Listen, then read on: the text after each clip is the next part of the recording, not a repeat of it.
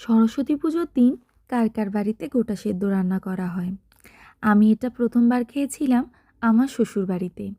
তখন বানাতে জানতাম না, এখন শিখে গেছি। রেসিপিটা খুব টেস্টি হয় আর বানানো খুব ইজি। গোটা সেদ্ধ মানে সমস্ত রকম সবজি এখানে গোটা গোটাভাবে রান্না করতে হবে, কিন্তু রান্না করার আগে সবজিগুলোকে ভালো করে ধুয়ে নিতে হবে, যেহেতু আমরা গোটা রান্না করছি।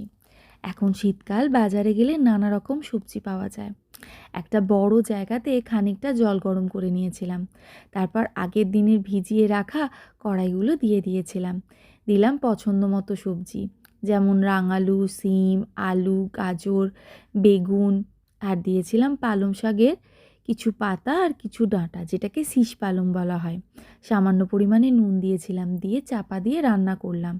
যখন সেদ্ধ হয়ে গেল, পাশে একটা কড়াই বসিয়ে তাতে সামান্য একটুখানি তেল দিয়েছিলাম লঙ্কা, একটুখানি পাঁচ ফোড়ন, আর দিয়েছিলাম জিরে, আর একটু আদা বাটা দিয়েছিলাম, দিলাম হলুদ আর দিলাম লঙ্কা।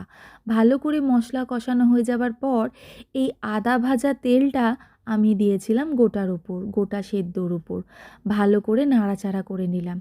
একটু সামান্য চিনি দিয়েছিলাম, একটু নুন দিয়েছিলাম।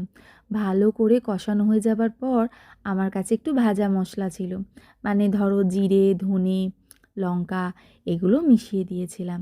তোমরা কারা কারা গোটা সেদ্ধ আজ রান্না করলে বা কারা খেতে ভালোবাসো, তোমাদের জন্য রইল অনেকটা শুভকামনা। টাটা।